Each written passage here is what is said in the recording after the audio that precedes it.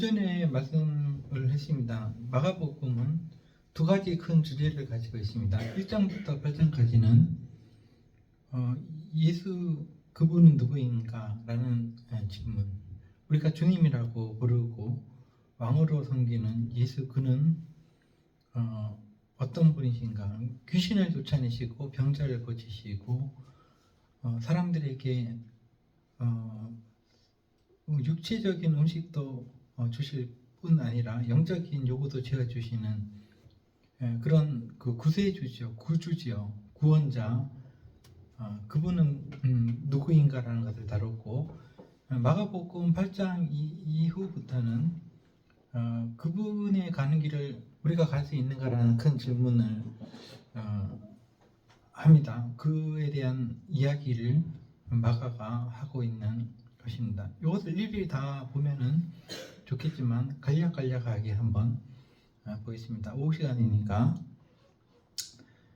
예수께서 높은 산에 올라가셨는데 이 산의 위치가 정확하게 어딘지는 몰라도 그 산에 올라가실 때 자기의 가장 친한 측근들을 데리고 가셨습니다. 베드로와 야고보와 요한. 많은 친구가 필요 없다 그랬습니다. 꼭 내 마음을 잘 알아줄 수 있는, 완전하게 내 마음을 이해하지 못하지만은 그런대로 내 마음을 조금이라도 이해해 줄 수 있는 친구가 있으면 좋죠. 그들을 데리고 올라가셨는데, 그러니까 우리보다는 이 사람들이 예수님의 마음을 더 가깝게 안다라고 볼 수가 있고, 그래서 이 사람들의 어떤 모습을 우리가 지켜볼 필요가 있습니다. 예수님과 가까이 지냈으니까. 그런데 그 산에 올라가시니까 예수님의 모습이 변해버리는 것입니다. 그래서 이 세상 사람의 모습이 아닌 우리가 전설의 고향에서나 볼 수 있었던 그 신선의 어떤 그 광채 모습으로 변화하셨는데, 거기에 자기들이 한 번도 본 적은 없지만은 엘리야와 모세가 거기에 예수님과 함께 있었다. 그러니까 그들이 엘리야나 모세 사진이 있었던 건 아닐 거고, 그들의 그 어떤 마음이 이 훌륭한 두 분은 엘리야와 모세다라는 어떤 그 초자연적인 깨달음이 있었을 것 같기도 한데, 모세와 엘리야는 가장 훌륭한 그 하나님의 그 메신저들입니다. 그런 사람들이죠.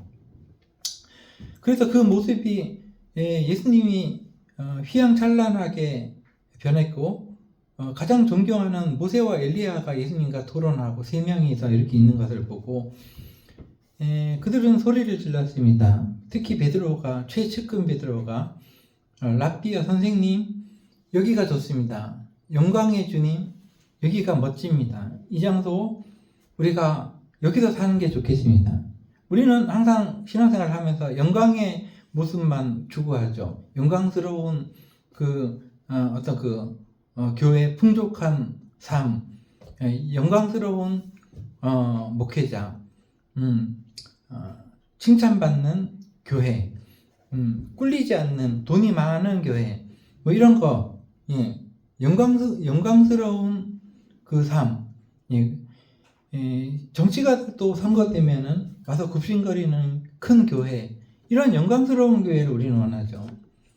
베드로는 외쳤습니다. 주님, 당신의 모습이, 당신의 옷이 이렇게 신선처럼 하얗고 멋있고 광채가 나고, 또 여기 보통 사람들이 와 있는 게 아니라 세상 사람들이 다 존경하는 모세와 엘리야가 있는 여기 이 영광스러운 곳에 우리가 살았으면 좋겠습니다. 이렇게 얘기합니다. 이것은 우리의 마음과 똑같습니다.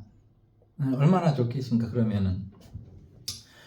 그러니까 이 말들은 자기들이 무섭기도 하고, 그래서 도대체 자기가 뭔 말을 한지도 모르게 내뱉은 말이었습니다.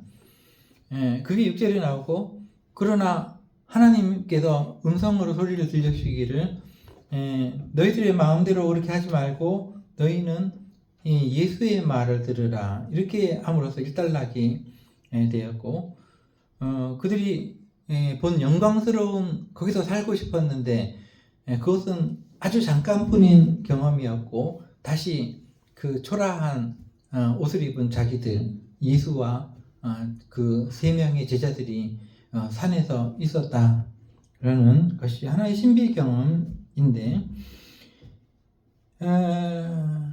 그러나 이제 예수님께서는 이때부터 영광스러운 자기의 모습이 아닌 그 사람들에게 잡혀서 죽어야 될 자기 자신에 대해서 말하기를 시작했다라고 아침에 말씀을 드렸고요. 예수님께서 9절에 산에서 내려오실 때 제자들의 기대에 어긋나는 이상한 말을 하셨습니다. 예수님께서 인자란 말은 사람의 아들이라는 뜻인데 예수님께서 자기 자신에 대해서 인자라고 하셨습니다. 죽은 자 가운데서 살아날 때까지 너희가 지금 본 것을 발설하지 말아라 이렇게 얘기합니다. 근데 이 제자들이 듣기 싫은 말이 뭐냐 하면은 자꾸 죽는다 하는 얘기입니다. 죽는다 하는 걸 누가 좋아하겠습니까?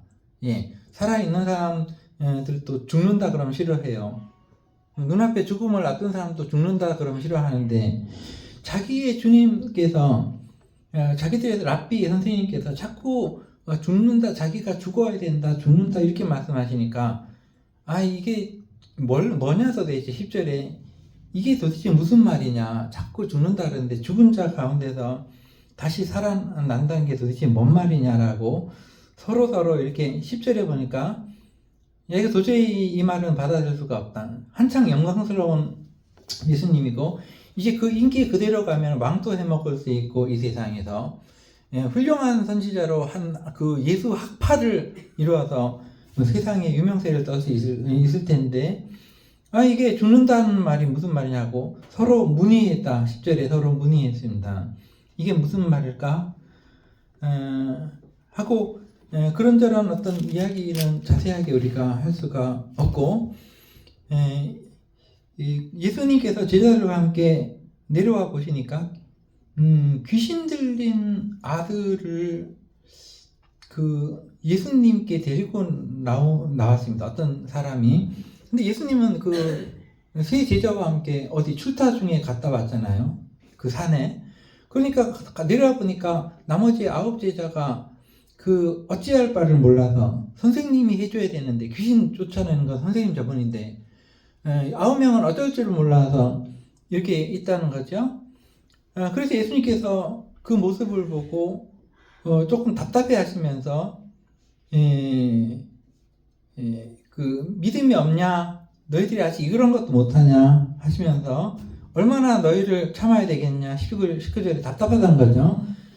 그 귀신 들린 아이를 데리고 오라 해서 귀신을 바로 쫓아내 주셨는데 그런 이야기가 20절에 나오고요.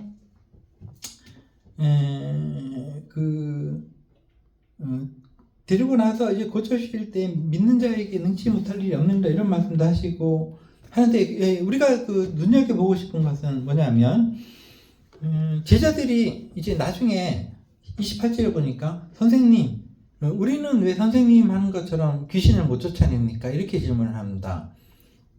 자, 그러면은 그 예수님의 길은 어떤 길일까요? 여기 보니까 뭐밖에는 이런 일을 할 수 있는 방법이 없다라고 하십니다. 뭐죠? 기도입니다. 기도 외에는 내가 하는 것 같은 이런 일을 할 수가 없다라고 말씀하십니다. 자, 기도라는 거는 굉장히 어려운 겁니다. 사실은요. 이거는 십자가의 그 길과 동반되는 길입니다. 기도가 쉬울 것 같죠? 막 그냥 자기의 그 소원을 말하는 그런 기도 말고 하나님의 뜻에 따라서 하는 기도, 그런 기도. 예수님께서는 평생 기도를 하셨습니다. 제자들을 먼저 보내시면서 자기는 산에 따로 올라가서 기도하시고 또 기도하실 때 혼자서 항상 그렇게 처음에 사역할 때부터 뭐 40일 금식 기도를 하시고 막 이런 식으로 하셨는데 그 예수님의 길이 기도의 길이라면 예수님을 왕으로 둔 여러분과 저도 이 기도를 어렵지만 할 수 있어야 됩니다. 기도가 쉬운 게 아닙니다. 막 기도하는 거 말고 욕심에 따라서 기도하는 거 말고 하나님과 깊은 교통을 하는 기도를 할 수 있느냐라고 우리에게 질문을 하십니다. 나머지 내용은 이게 차츰 우리가 보겠지만 한 주 동안도 우리가 내가 기도할 수 있는 사람인가를 질문해보고 내가 기도할 수 있다면 내가 할 수 있는 일이 무엇일까를 가늠해 봅니다. 귀신도 쫓아낼 수 있다라고 말씀하십니다. 예수님께서는 기도 외에는 이런 일이 나갈 수 없다라는 말씀은 기도하면은 이런 일을 할 수 있다는 말하고 똑같은 것이죠.